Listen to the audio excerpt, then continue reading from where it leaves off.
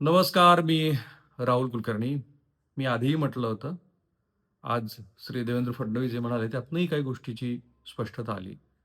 भारतीय जनता पार्टीची ह्या टप्प्यावरती राष्ट्रवादी काँग्रेस संदर्भात जी काही घडामोड घडतीये, त्यातली भूमिका एवढीच होती, की लेट्स वेट अँड वॉच. मला असंही कळलं होतं, की श्री देवेंद्र फडणवीस हेही थोडेसे आश्चर्यचकित झाले होते, की ज्या गतीनं हे सगळं घडतं आहे, शपथविधीचा सोहळा वगैरे, ते ऑन रेकॉर्ड बोलतील, नाही बोलतील. पण असं आहे, की भाजपची यातली भूमिका स्पष्ट होती, की राष्ट्रवादी काँग्रेसकडनं जो काही प्रस्ताव येईल, त्याला आपण मान्यता द्यायची. ते ज्याचं नाव सांगतील त्याला मान्यता द्यायची. कारण एकतर दिवंगत श्री अजित पवार यांच्याबद्दल जनमानसात आत्ता जी काही सहानुभूती आहे, त्या सहानुभूतीमध्ये आपण कुठेही काही चुकीचा संदेश द्यायला नको. 1. 2. या सहानुभूतीमध्ये कारण देवेंद्र फडणवीस यांच्यासाठी हा पर्सनल लॉस आहे. एकतर सत्तेचा बॅलन्स, दुसरं मी जे पाहत होतो, की शहरी अर्थव्यवस्था, इन्फ्रास्ट्रक्चर आणि ह्याच्याबद्दलचं श्री फडणवीस यांचं आकलन, राजकारणातले डाव, प्रतिडाव ह्याच्यातलं त्यांचं आकलन हे उत्तम आहे. पण ग्रामीण भागामध्ये सहकार असेल, ग्रामीण अर्थव्यवस्था असेल, साखर कारखानदारी असेल, ग्रामीण असे कोणतेही सामाजिक प्रश्न त्याचं आकलन हे अजित पवार यांच्याकडं खूप जास्त होतं.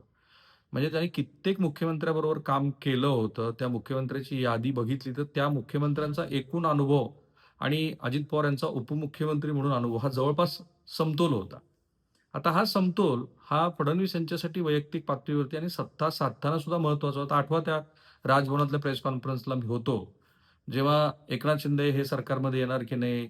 काय त्यांची भूमिका असेल? अशी चर्चा सुरू असताना फटकन अजित पवार बोलून गेले होते. ह्यांचं मला माहीत नाही.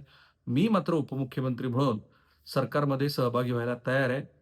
देवेंद्र फडणवीस यांच्या मुख्यमंत्री पदाच्या ह्या वेळेसच्या नियुक्ती, निवड ह्याच्यामध्ये प्रत्यक्ष, अप्रत्यक्ष अजित पवारांनी महत्त्वाची भूमिका बजावली. ह्या कॉन्टेक्स्टचा पुन्हा संदर्भ द्यायचं कारण म्हणजे आज फडणवीसांनी माध्यमाशी संवाद साधताना एक भूमिका स्पष्ट केली आहे, जे मी परवा म्हणालो होतो, की भारतीय जनता पार्टीची राष्ट्रवादी काँग्रेसच्या विलिनीकरणासंदर्भातली अजित पवार असतानाची आणि अजित पवार नसतानाची भूमिका असा फरक दिसतोय मला. कारण याची पूर्ण कल्पना क्रमांक 1 आणि क्रमांक 2 चे नेते म्हणजे श्री नरेंद्र मोदी, श्री अमित शहा आणि त्याचबरोबर देवेंद्र फडणवीस यांना पण होती, की राष्ट्रवादी काँग्रेसच्या दोन्ही गटाचं विलिनीकरण होणं अपेक्षित आहे. आज फडणवीसांनी त्याला नाहीही म्हटलं नाही, होही म्हटलं नाही, पण एवढं ते म्हणाले, की अजित पवारांचं माझं एवढं सख्य होतं, की आता चर्चा कशी सुरू झाली आणि मी हे पण तुम्हाला सांगणार आहे, की हे तातडीच्या शपथविधी सोहळ्याचा जो काही प्रकार घडलाय, तो का घडलाय? कारण दुसऱ्या बाजूची मी वाटच पाहत होतो, की याच्यातनं काही खुलासे नवीन होत आहेत का?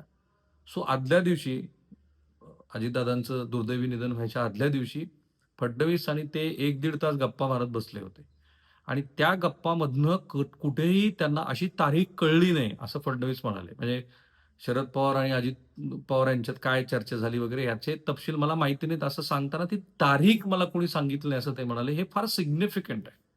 कारण कसं आहे, की 2 पातळीवरती चर्चा सुरू आहे. एक म्हणजे हा इतका घाई-गडबडीमध्ये जो शपथविधी सोहळा झाला, तर तो सोहळा का झाला? त्याचं उत्तर मला जेवढं आता कळलंय ते मी देईन. आणि त्याचबरोबर ह्या सगळ्यामागे भारतीय जनता पार्टीचा एक अदृश्य हात आहे. त्यांनीच हे सगळे कळसूत्रीसारखे फिरवले वगैरे.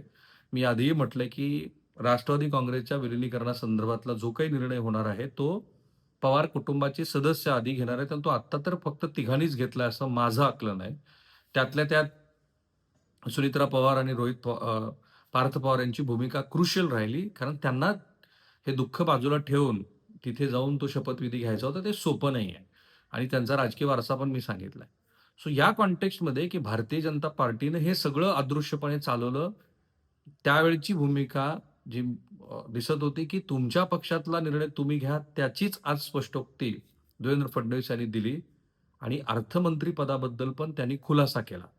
आता असं दिसतं आहे, की अर्थमंत्री पद हे विधिमंडळाचं हे अर्थसंकल्पीय अधिवेशन झाल्यानंतर पुन्हा चर्चेत येईल. कारण अर्थसंकल्प सादर करणं सोपं नाही, सगळ्यांनाच माहिती आहे. एक तर तुम्हाला ब्रीफ सगळ्या डिपार्टमेंटचा घ्यावा लागतो, आलेल्या मागण्यांचा विचार करावा लागतो, एक आउटलेट द्यावा लागतो. तो आउटले जो आहे त्याप्रमाणे खरंच रिसोर्सेस तेवढे आहेत का ते बघायला लागतं आणि आता तर मला असं दिसतंय, की फडणवीसांवरची जबाबदारी ही जास्त वाढली आहे. काही लोकांना असं वाटतं की 2014 ते 19च्या दरम्यान त्यांनी उत्तम प्रशासन चालवलं. पण तेव्हा विरोधी पक्ष अस्तित्वात होता. आता विरोधी पक्षच अस्तित्वात नाहीये. त्यामुळं योग्य काय आणि अयोग्य काय हे सांगणार तरी कोण? आणि माध्यमांच्या सध्याच्या स्थितीबद्दल तर आपण बोलायलाच नको. अशा स्थितीमध्ये त्यांना प्रशासकीय हॅट घालून, त्यांचं जे व्यापक आकलन आहे त्याच्यात आणखी भर घालून, हे सरकार व्यवस्थित चालवण्याच्या दृष्टीनं प्रयत्न करावे लागतील आणि त्यात तर आता अर्थविभाग आहे. आणि म्हणून त्यांची ही भूमिका बरोबर आहे, की अर्थसंकल्प ह्या काही सुनित्रा पवार सादर करू शकणार नव्हत्या, कारण ते काही भाषण वाचून दाखवायचं नसतं. त्यातले खूप सारे आउटलेट्स होते, की ज्याचा संदर्भ घेऊन बोलायचं असतं. पुन्हा ज्यावेळेला सभागृहामध्ये चर्चा सुरू होते, त्यावेळेला अर्थमंत्र्याला त्याला उत्तर द्यायचं असतं. त्यामुळे एक शक्यता जी त्यांनी सांगितली त्याप्रमाणे, की अर्थमंत्री पदाबद्दल पुन्हा ह्या 3-4 महिन्यामध्ये चर्चा होईल आणि शक्यता ही आहे, की ज्या राष्ट्रवादी काँग्रेसनं आजपर्यंत विना अर्थमंत्रीपद कामच केलेलं नाही, त्या राष्ट्रवादीकडे ते अर्थमंत्रीपद जाऊ शकतं. म्हणजे मग सत्तेचं समसमान वाटप होईल. आज त्याचा खुलासा किंवा संकेत फडणवीसांनी दिलेत असं दिसतंय. दुसरा मुद्दा राष्ट्रवादी काँग्रेसच्या विलिनीकरणासंदर्भात आधीची फडणवीसांची भूमिका आणि आत्ताच्या भूमिकेमध्ये बदल दिसतोय. त्यांनी आज स्पष्टपणे सांगितलं आणि ते राष्ट्रवादी काँग्रेसच्या शीर्षस्थ नेतृत्वानं जे काही केलंय 2-3 दिवसात आणि त्याच्याबद्दल ते टीकेचेही धनी झालेत. फडणवीसांनी त्याला एक इकोसिस्टम वगैरे असं म्हटलं. पण सार्वत्रिक भावना अशीच होती, की थोडं थांबायला पाहिजे होतं. इतकी गडबड करायची गरज नव्हती आणि त्याचबरोबर असं कुणीही तुमच्याकडचं हिरावून घेणार नव्हतं. कारण तुम्ही 2 स्वतंत्र पॉलिटिकल पार्टी आहात. केंद्रात पण आणि राज्यात पण भाजपबरोबर तुम्ही सहभागी आहे. मग आत्ता मला असं दिसतं आहे, की अजित पवार असतानाची राष्ट्रवादी काँग्रेसच्या विलिनीकरणासंदर्भातली भाजपची भूमिका आणि आत्ताची त्यांची भूमिका ह्याच्यात अंतर आहे. कारण ते अंतर असणं साहजिक आहे. कारण तेव्हा एक हाती अजित पवार पक्ष चालवत होते. त्यांच्या पुढे एकही आमदार, एकही खासदार गेला नसता. अगदीच अजित पवार, शरद पवार गटातनं आलेली मंडळी सुद्धा अजित पवारांच्या पुढे गेली नसती. कारण शेवटी अर्थकारण आणि प्रशासनावरची जी गोष्ट असते, ती अजित पवारांकडे होती. त्यामुळे हे एक महद अंतर मला दिसायला लागलं आहे.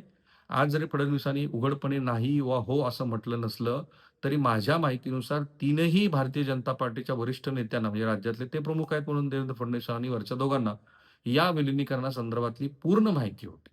आज तारीख माहिती नाही असं ते म्हणतायत ते साहजिक आहे, कारण या तारखेसंदर्भामध्ये त्यांनी कदाचित स्पेसिफिक सांगितलं नसेल, पण स्थानिक स्वराज्य संस्थांच्या निवडणुका झाल्यानंतर आपण करायला हवं, अशा पद्धतीची चर्चा फडणवीसांच्या बरोबर झाल्याचं दिसतंय.